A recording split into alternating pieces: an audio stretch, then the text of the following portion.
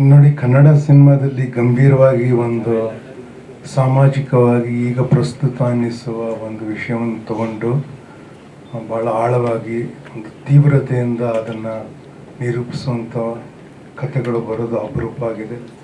ಒಂದು 70ರ ದಶಕದಲ್ಲಿ ನಾವು ಕನ್ನಡ ಸಿನಿಮಾ ಕಮರ್ಷಿಯಲ್ ಆಗಿ ಕೂಡ ಅಥವಾ ಆರ್ಟಿಸ್ಟಿಕ್ ಆಗಿ ಕೂಡ ಗಳಿಸ್ಕೊಂಡಿದ್ದ ಒಂದು ವರ್ಚಸ್ಸು ಈಗಿಲ್ಲ. ಅದಕ್ಕೆ ಕನ್ನಡ ಸಿನಿಮಾದಲ್ಲಿ ಒಳ್ಳೆ ಪಾತ್ರಗಳು ಅಂದರೆ ಒಳ್ಳೆ ಸ್ಕ್ರೀನ್ ಪ್ಲೇ ಇದ್ದು ಅದರಲ್ಲಿ ಚೆನ್ನಾಗಿ ಪಾತ್ರಗಳನ್ನು ಕಟ್ಟಿಕೊಟ್ಟಿರೋದು ಭಾಳ ವಿರಳ ಈಗ. ಅದಕ್ಕೆ ಕನ್ನಡ ಸಿನಿಮಾದಲ್ಲಿ ಪಾತ್ರ ಮಾಡೋಕ್ಕೆ ಒಪ್ಕೊಳ್ಳೋದೆ ಬರ್ತಾ ಬರ್ತಾ ಕಷ್ಟ ಆಗೋ ಥರದ್ದು ನಾವು ಕಾಲದಲ್ಲಿದ್ದೀವಿ ಅಂತ ನನಗನ್ಸುತ್ತೆ.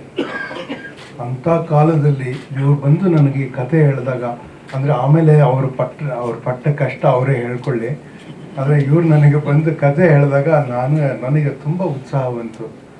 ಇವರು ಒಂದು ವರ್ಷಕ್ಕಿಂತ ಮುಂಚೆ ನಾನು ಕೇಳ್ತಾನೇ ಇದ್ರು ಇದು ಮಾಡ್ತೇವೆ. ನನಗೇನು ಅಷ್ಟು ಇಂಟ್ರೆಸ್ಟ್, ಯಾಕೆ ನನಗೆ ಸ್ಟೀರಿಯೋ ಟೈಪ್ ಥರ ಇರುತ್ತೆ ಅಂತ. ಲಾಯರ್ ಅಂದರೆ ಲಾಯರು, CBI ಆಫೀಸರು, ರಾ ಆಫೀಸರ್, ಈ ಥರದ್ದು ಮಾಡಿ ನಾನು ಮಾಡೋದು ಬೇಡ ಅಂದ್ಕೊಂಡೇ ಇದ್ದೆ ನಾನು. ಬಟ್ ಅವ್ರ ಕತೆ ಹೇಳಿದ್ಮೇಲೆ ನನಗೆ ತುಂಬ ಉತ್ಸಾಹ ಬಂತು. ಅಂದರೆ ನಾನು ಬರೀ ಒಂದು ಪಾಯಿಂಟ್ ಮಾತ್ರ ಇದರಲ್ಲಿ ಹೇಳಿಬಿಡ್ತೀನಿ, ಎಲ್ಲರೂ ಮಾತಾಡ್ತಾರೆ, ನಿಮಗೆ ಗೊತ್ತಾಗುತ್ತೆ. ಅದು ಅಜಯ್ ಅವರೇ ವಿವರವಾಗಿ ಹೇಳ್ತಾರೆ.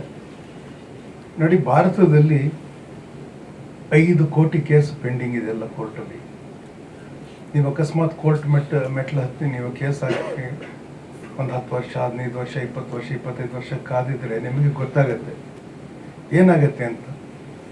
ಅಂದರೆ ಆ ಅವರು ಆಗಾಗ ಅವರು ಕೋರ್ಟಿನ ನ್ಯಾಯಮೂರ್ತಿಗಳು, ನ್ಯಾಯಾಧೀಶರು ಅವರೆಲ್ಲ ಆಗಾಗ ಅವರು ವೆಕೇಶನ್ ತಗೊಳ್ಳೋದೇನಂತೆ, ಮತ್ತು ಅವ್ರ ಮೂಡ್ ಬಂದಂಗೆ ಅವ್ರು ಮಾತಾಡೋದೇನಂತೆ, ಅವೆಲ್ಲ ಇರುತ್ತೆ. ಅವ್ರಿಗೆ ಅವಮಾನ ಮಾಡಬೇಕು ಅಂತ ನಾನು ಹೇಳ್ತಿಲ್ಲ, ಅಂದರೆ ಅವ್ರಿಗೆ ಯಾವಾಗ ಆಗುತ್ತೋ ಅವ್ರಿಗೆ ಕೆಲಸ ಮಾಡ್ಬೋದು ಅನ್ನೋ ಥರ ಮನಸ್ಸಿದ್ದಂಗೆ ಇದೆ ಅವ್ರಿಗೆ.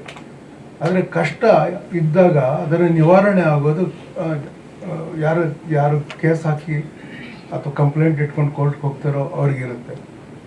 ಅದಕ್ಕೆ ಸಮಯಕ್ಕೆ ಸರಿಯಾಗಿ ಅವರು ಜಡ್ಜ್ಮೆಂಟ್ ಕೊಡದೇ ಇದ್ದರೆ ಏನಾಗುತ್ತೆ ಅನ್ನೋ ಪ್ರಶ್ನೆ ಇದೆ. ಈಗ ಕಳೆದ 2 ತಿಂಗಳಿಂದ ಪ್ರತಿ ತಿಂಗಳು ಹಾಕಿದ್ದ ಕೇಸ್ಗಿಂತ ಹೆಚ್ಚು ರಿಸಾಲ್ವ್ ಆಗಿರೋ ಕೇಸ್ ಜಾಸ್ತಿ ಆಗಿದೆ ಅಂತ ಓದಿದೆ ನಾನು.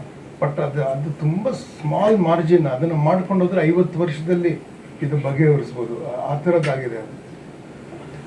ಸೊ ನಾನೇನು ಹೇಳ್ತೀನಿ, ಅದಕ್ಕೆ ಪರಿಹಾರಗಳು ಬೇರೆ ಬೇರೆ ಇರ್ಬೋದು. ಈಗ ಕೇಸ್ ಲಾ ಅಂತಾರೆ, ಅಂದರೆ ನಮ್ಮ ಕಾನೂನಲ್ಲಿ, ಸಂವಿಧಾನದಲ್ಲಿ, ಅಥವಾ ನಮ್ಮ IPC, ಇಂಡಿಯನ್ ಪೀನಲ್ ಕೋಡ್, ಅದಕ್ಕೆ ಬೇರೆ ಬೇರೆ ಹೆಸರುಗಳು ಇಟ್ಟಿದ್ದಾರೆ. ಹಿಂದಿಲಿ ನನಗೆ ಹೇಳಕ್ಕೆ ಬರೋದೇ ಅಲ್ಲ ಅದಕ್ಕೆ ಬೇರೆ ಏನೋ ಹೆಸರುಗಳು ಇಟ್ಕೊಟ್ಟಿದ್ದಾರಲ್ಲ, ಅದಕ್ಕೆಲ್ಲ ಇವಾಗ. So Indian penal code, Indian civil code, criminal procedure code, ಏನೇನೋ ಇದೆ.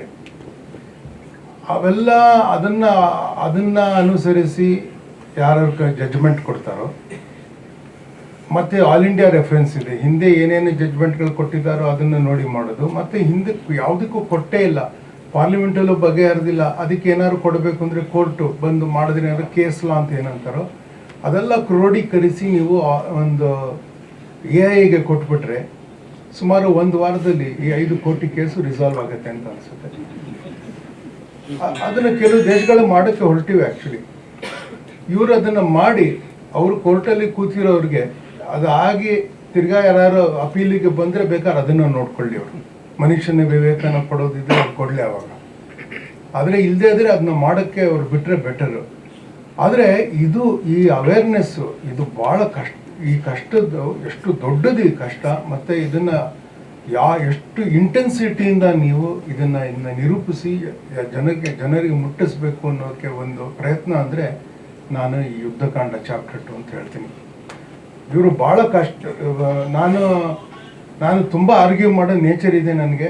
ನಾನು ಶೂಟಿಂಗ್ ಆಗಬೇಕಾದ್ರೆ ಸ್ಕ್ರಿಪ್ಟ್ ಅವ್ರು ಓದಿದ್ದ ಟೈಮಲ್ಲಿ ಮಧ್ಯ ಸೀನ್ಗಳಲ್ಲಿ ಮಧ್ಯನೂ ನಾನು ಇದು ಹಿಂಗೆ ಯಾಕೆ ಹಿಂಗಿದೆ ಅಂತ ಕೇಳಿದ್ರೆ ಅವ್ರಿಗೆ ಉತ್ತರ ಕೊಡೋದಕ್ಕೆ ಅಷ್ಟು ರಿಸರ್ಚ್ ಮಾಡ್ಕೊಂಡಿದ್ರು ಅವ್ರು ಆಗಲೇ.